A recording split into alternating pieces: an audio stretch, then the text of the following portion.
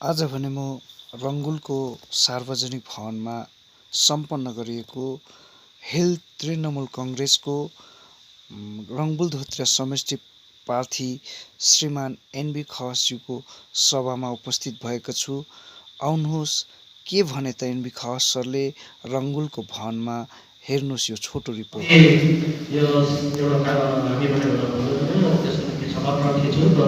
हाम्रा रङ्गुल क्षेत्रका एसएनजीका जीएसबी यस सामुदायिक भवनमा सम्पन्न भइरहेको आगामी 26 तारिक 26 जुनमा सम्पन्न हुने जिटिए चुनावको अनि यस क्षेत्रबाट जिटिए चुनाव सम्बन्धी यस क्षेत्रबाट जुन प्रकारले पार्टीले माननीय मुख्यमन्त्रीले मलाई उम्मेदवारको रूपमा यस क्षेत्रबाट तृणमूल कङ्ग्रेसको उम्मेदवार बनाएको छ।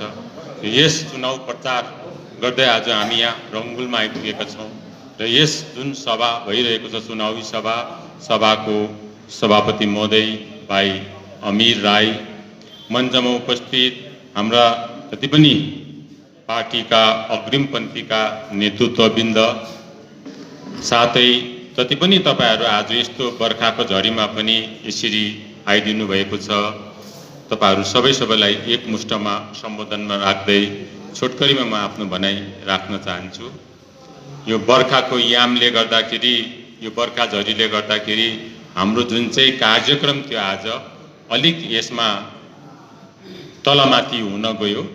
हामी सबैजना रङ्गुल फाटकमा भेला भएर ठुलो एउटा पैदल यात्रा गरेर यहाँसम्म आएर हामी एउटा सानो सभामा परिणत गर्ने हाम्रो खास योजना थियो।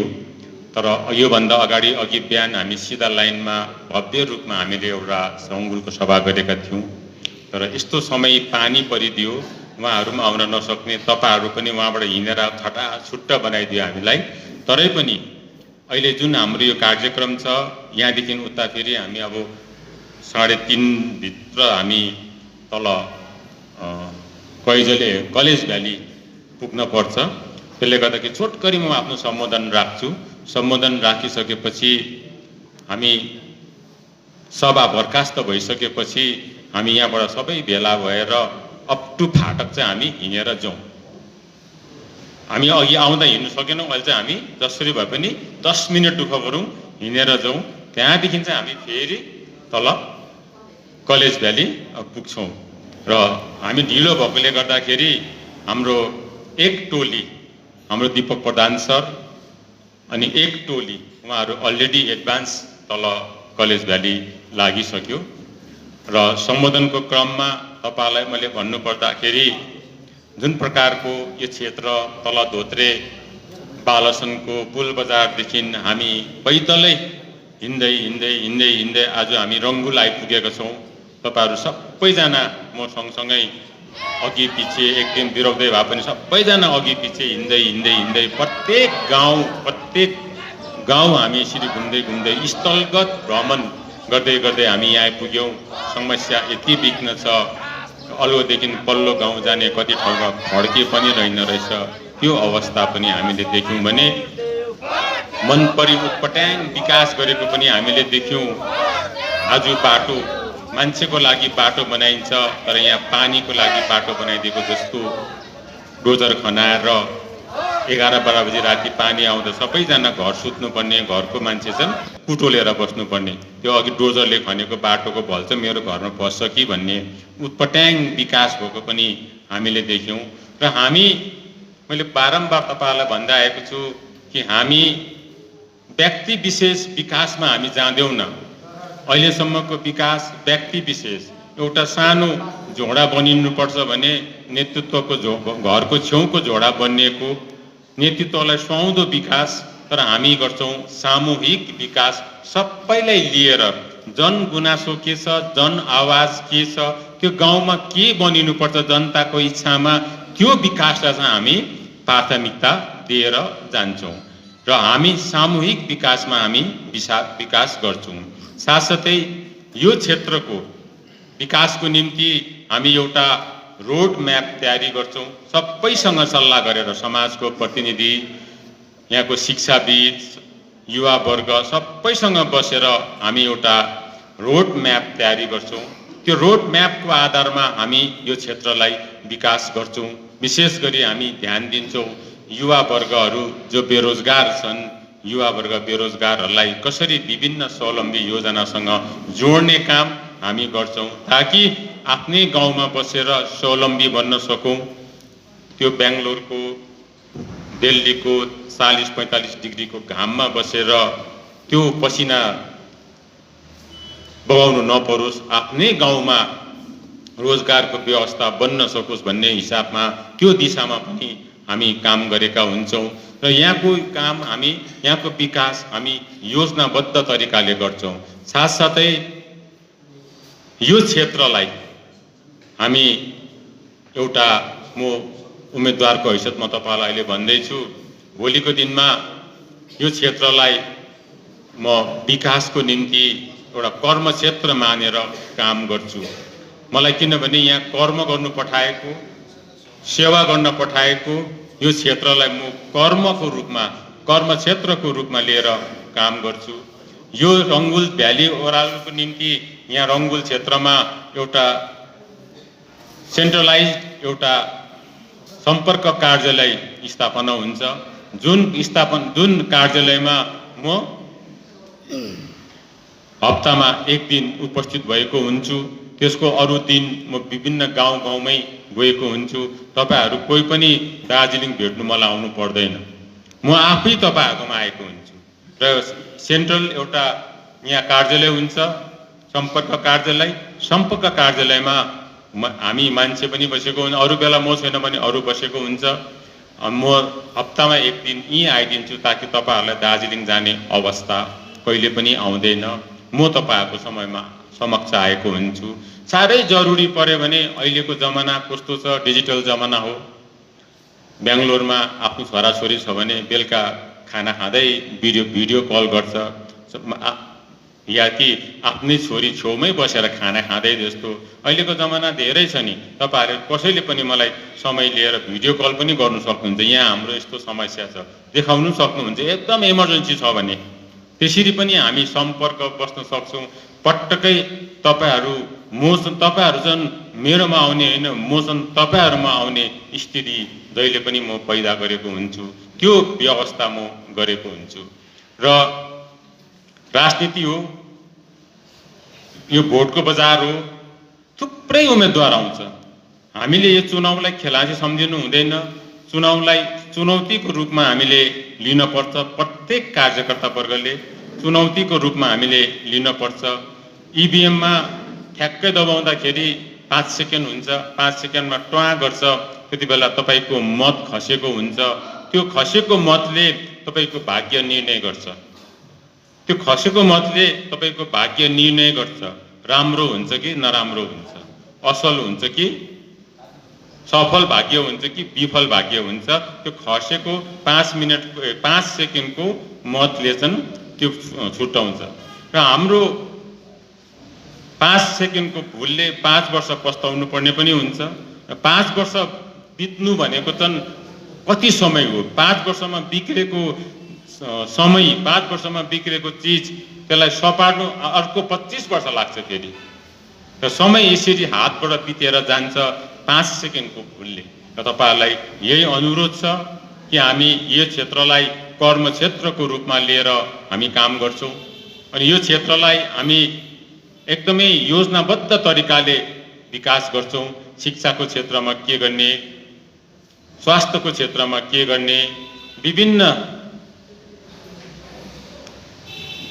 पब्लिकको हितको निम्ति, जनताको हित, जनहितको निम्ति विभिन्न सोशल कार्यक्रम छ।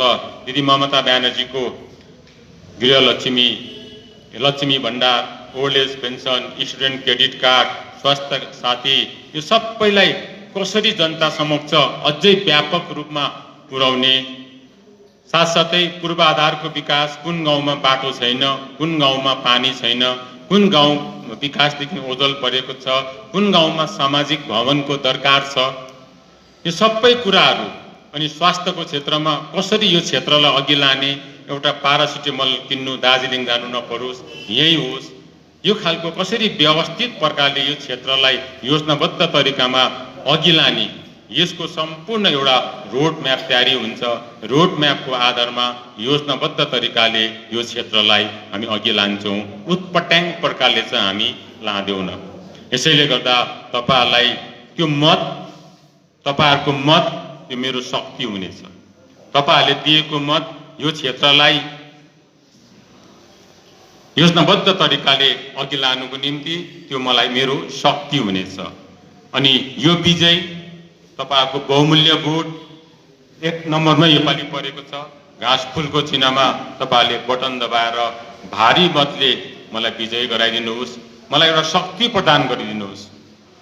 त्यो शक्ति मेरो लागि हुँदैन, त्यो शक्ति म मेरो लागि पटक्कै युज गर्दिन, त्यो शक्ति म तपाईहरुको लागि युज गर्छु। त्यो शक्ति म यो क्षेत्रको विकासको निम्ति युज गर्छु। यो क्षेत्रलाई योजनाबद्ध तरिकामा अघि लानको निम्ति म प्रयोग गर्छु। त्यो शक्ति म यो क्षेत्रलाई कर्म क्षेत्रको रूपमा गोद लिनको निम्ति प्रयोग गर्नेछु। त्यो शक्ति म ती बेकारी युवा भाइहरूको निम्ति जसलाई स्वरोजगार योजनासँग जोड्नको निम्ति प्रयोग गर्नेछु। त्यसले गर्दा आगामी 5 वर्षपछि फेरि हामी यहाँ उभिँदाखेरि यो ठाउँ अर्कै भएको हुन्छ। यो ठाउँको मानसिक विकास पनि भएको हुन्छ, सामाजिक विकास पनि भएको हुन्छ, यो क्षेत्रको सांस्कृतिक विकास पनि भएको हुन्छ, यो क्षेत्रको स्पोर्ट्सको क्षेत्रमा पनि विकास भएको हुन्छ र चौतर्फी यो क्षेत्रमा यो क्षेत्रले विकास देखेको हुन्छ। र तपाईहरुलाई यही मेरो अनुरोध छ, मेरो एउटा प्रतिज्ञा छ र त्यो प्रतिज्ञालाई मैले सफल गराउनु हो भने तपाईहरुको बहुमत तपाईहरुले 1 नम्बर बटनमा दबाएर घाँसफुलको चिन्हमा दिएर तपाईहरुले मलाई शक्ति प्रदान गरिदिनुहोस्। यो शक्ति, यो विजय तपाईहरुको हुनेछ, यो क्षेत्रको हुनेछ अनि यो क्षेत्रलाई योजनाबद्ध तरिकामा अघि लानको निम्ति यो विकास हुनेछ भन्ने तपाईहरुलाई अपिल, अनुरोध, आह्वान गर्दै मेरो यो छोटो बनाइलाई यही अन्त गर्दछु। धन्यवाद।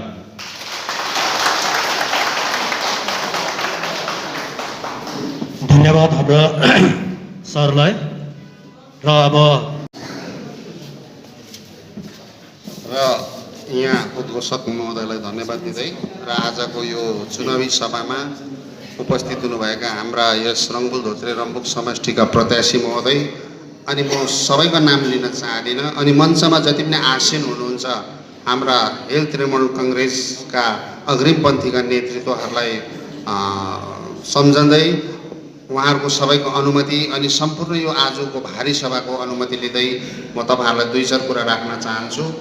र त्यति गरिसकेपछि हामी यहाँबाट फेरि एउटा र्याली जस्तो भएर हामी रङ्बुलसम्म जान्छौँ अनि त्यहाँबाट हामी आफ्नो गन्तव्यमा गएर र हामी कतिवटा क्षेत्रमा कलेज भेल्ली पनि जानुपर्ने हुन्छ।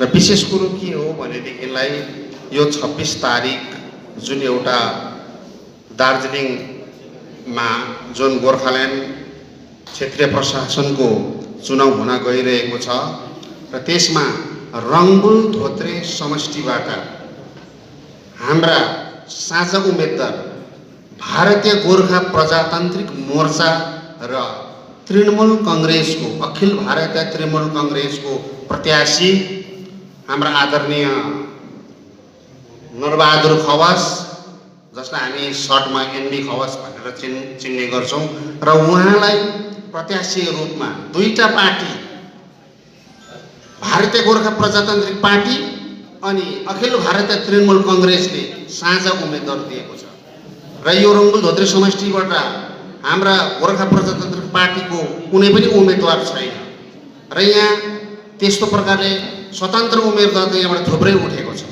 र त्यसले गर्दा हामी आह्वान गर्छौँ यो साझा उम्मेदवार जति पनि गोर्खा प्रजातान्त्रिकका हाम्रा राजनीतिज्ञहरू हुनुहुन्छ, मतदाताहरू हुनुहुन्छ र तपाईहरुले पनि अनि हाम्रा तृणमूल कङ्ग्रेसका जति पनि मतदाताहरू हुनुहुन्छ उहाँले पनि 26 तारिकको दिन हाम्रा यस क्षेत्रका सशक्त उम्मेदवार जो चाहिँ अगाडि नै कर्म गरेर एक राजनीतिज्ञ बन्नु भएको छ र अब अहिले स्वतन्त्रहरूले के भन्दैछ, हामीलाई मौका दिनुहोस्, हामी गर्नेछौँ, हामीले पनि तपाईहरुको सेवा गर्नेछौँ भन्ने जुन कुराहरूलाई लिएर गाउँ गाउँमा गइरहेको छन् उनीहरू गर्नेवालाहरू हो।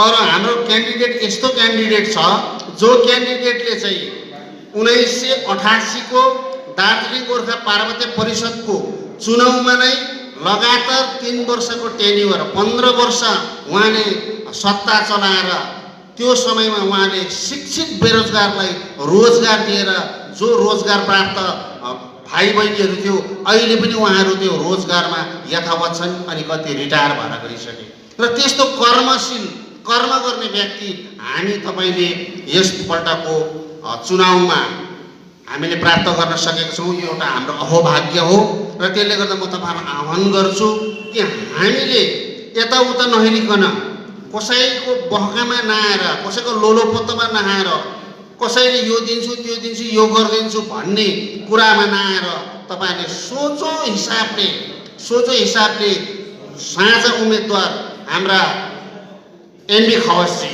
तपाईले सोध्नुहोस् चाहिँ पनि रङ्बुल धोत्रे समष्टिमा गोर्खा प्रजातान्त्रिक मोर्चा हाम्रा अध्यक्ष अनित थापाको पार्टीको कोही पनि उम्मेदवार छैन।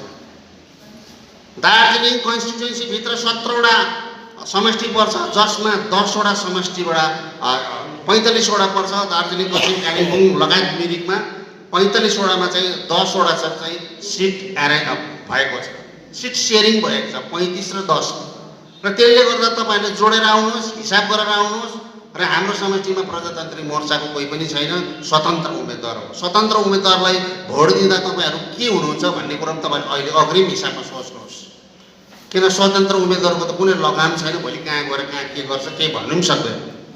र त्यसले गर्दा हाम्रो official candidate Akhil Bharatiya Trinamool कांग्रेसको official candidate उम्मेदवार जो हाई लेभलसँग बसेर प्रजातान्त्रिक मोर्चा अनि अखिल भारत तृणमूल कांग्रेसले सटआउट गरेर रङ्बुल धोत्रे समष्टिमा हाम्रो उम्मेदवार श्रीमान एनबी खवास ज्यूलाई यहाँ चयन गरेर यो क्षेत्रको उम्मेदवार बनाउनु भएको छ। यसैले तपाईले दाहिने बाइकाइ पनि नहेर्नुहोस्, उहाँ नै हो प्रजातान्त्रिक मोर्चाको उम्मेदवार पनि अनि अखिल भारत तृणमूल कांग्रेसको उम्मेदवार पनि उहाँ नै हो।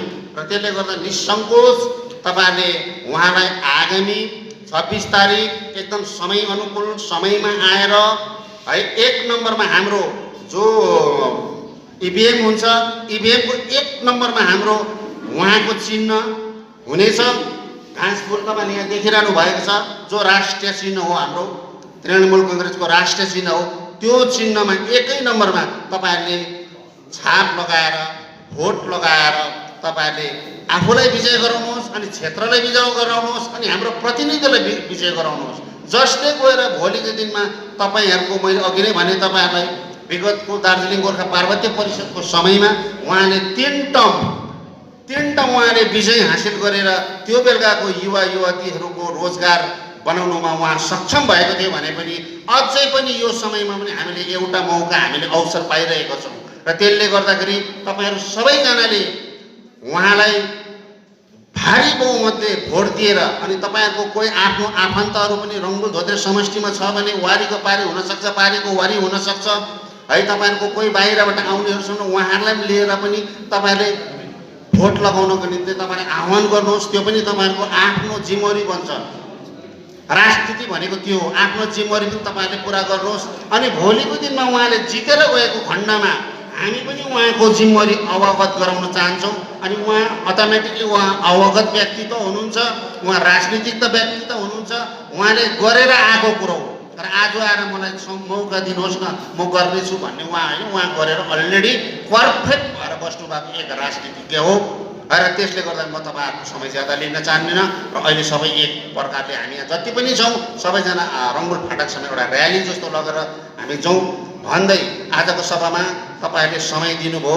हुन त अब कमान बस्तीको मान्छेहरू अब आइतबारको दिन एउटा छुट्टी हुन्छ है, नुहाइधुवाइ गर्ने, घरको काम गर्ने र त्यो समय पनि तपाईहरुले तृणमूल कांग्रेसका उम्मेदवार अनि भारतीय गोर्खा प्रजातान्त्रिक मोर्चाको उम्मेदवार साझा उम्मेदवार र हाम्रा सर एनबी खवासलाई दिनुभएकोमा तपाईहरुलाई मेरो पक्षबाट धेरै धेरै मुरी धन्यवाद दिँदै र आजको सभा यही बर्खास्त भएको म घोषणा गर्न चाहन्छु। धन्यवाद।